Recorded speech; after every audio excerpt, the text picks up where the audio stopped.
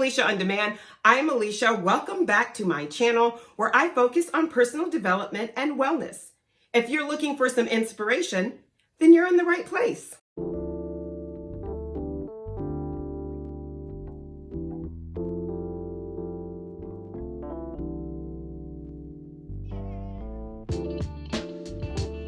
I was talking with a friend the other day and we were discussing negative feedback and comments. We are both content creators and have received some negative feedback from strangers as well as from friends and family members. This friend advised me to ignore the comments and keep going on my journey, which is easier said than done sometimes. After spending hours scripting and recording, editing and creating graphics, going on to promote and upload that content, having it ripped to shreds can be hurtful, deflating, and depressing. Perhaps sometimes I take some of the negative comments personally because my content is coming from a place of being personal. That's something that I have to work on within myself. I'm still learning. That's why I'm here. As I was processing how to accept harsh criticism, I began to realize that many people may not have been taught how to provide feedback. It's not something I remember discussing in school. And because people are raised differently, you may or may not have received that lesson at home. Sure, everyone knows how to complain because in this world, everyone's a critic. But that's not the same as giving meaningful feedback that allows someone to take that information into consideration for future services or projects. When leaving feedback, here are some things to consider. Number one, were you specifically asked for your opinion?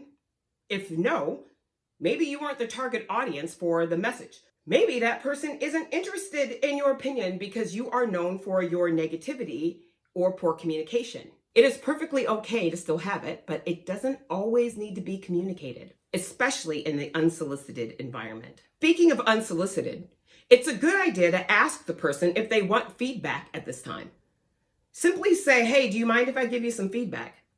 Sometimes people have a specific comment card, a feedback form, or a survey that they will point you to.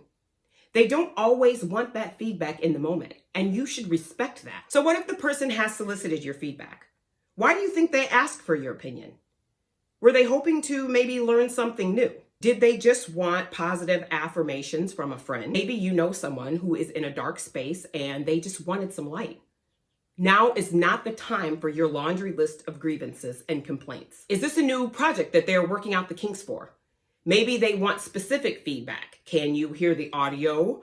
Do you think I'm speaking clearly? Am I going too fast or too slow? And you have something related to discuss. We'll start by providing them exactly what they asked for and then move on to a criticism. For example, I think your audio levels are perfect and you are going at the right rate of speed. But I did notice that your video doesn't provide closed caption. Is that something that can be added in later?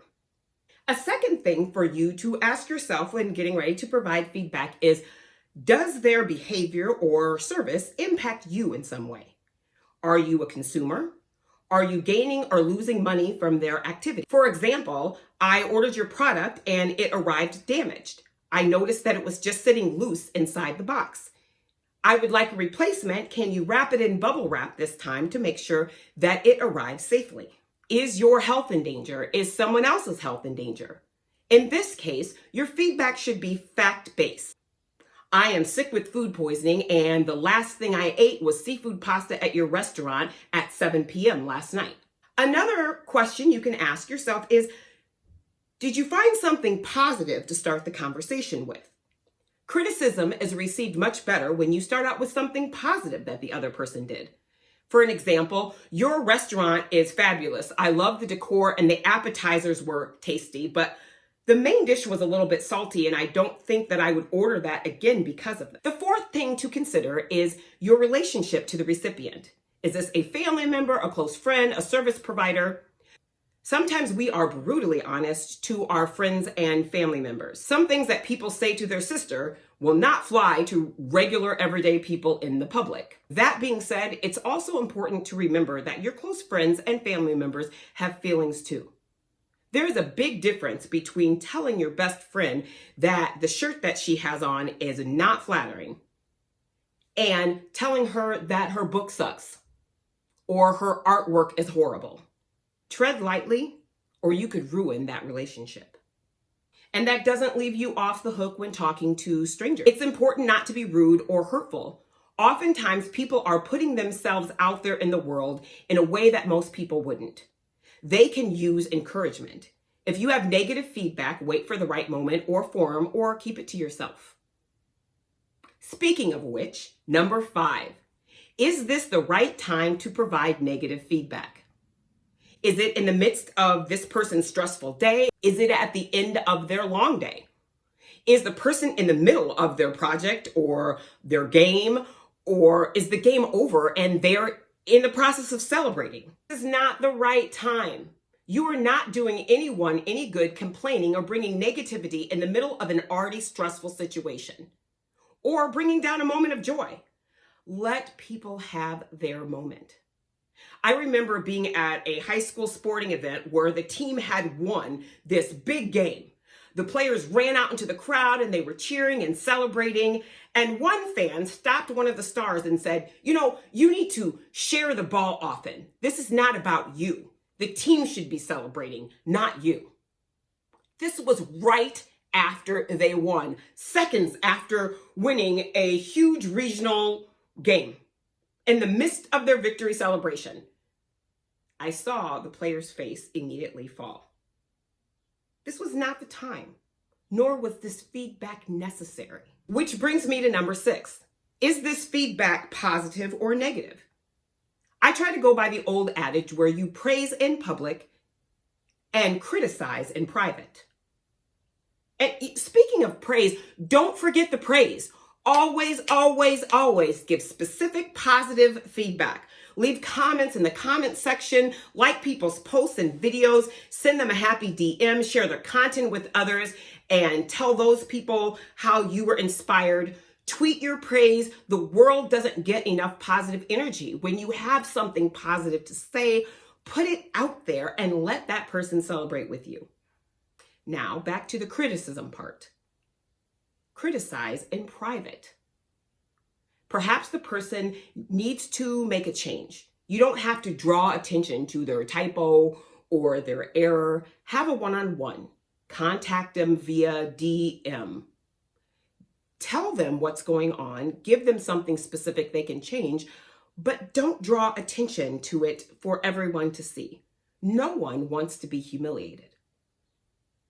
Now, there are times where you may feel compelled to criticize in public. In situations where a crime is in the process of being committed, or racism or other ethical violations, it's perfectly acceptable to draw public attention to these matters. It does not mean leaving mean comments on videos.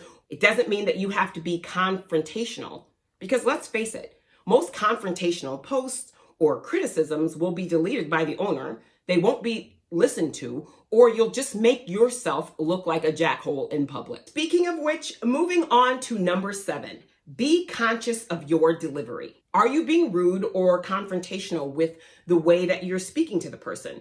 Or could it be perceived as such? Sometimes we can't hear context through a text or an email, and a phone call or an in-person discussion is preferred. And number 8, is what you're saying helpful? Are you giving them specific ways that they can improve?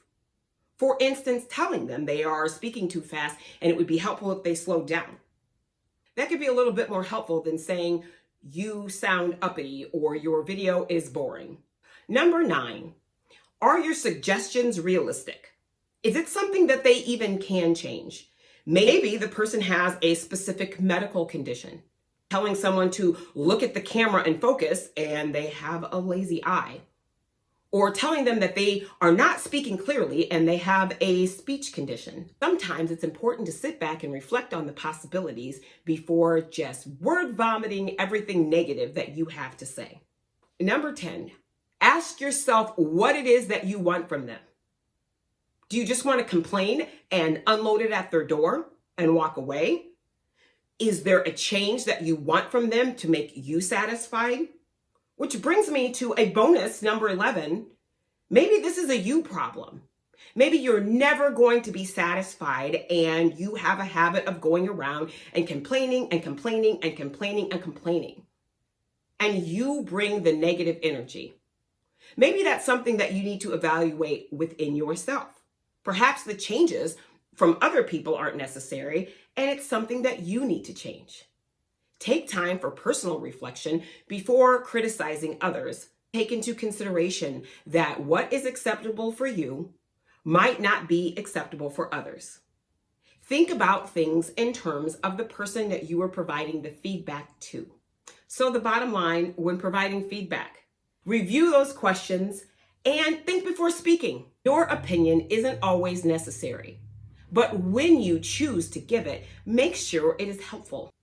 So leave a comment in the comment section down below. I am soliciting your feedback.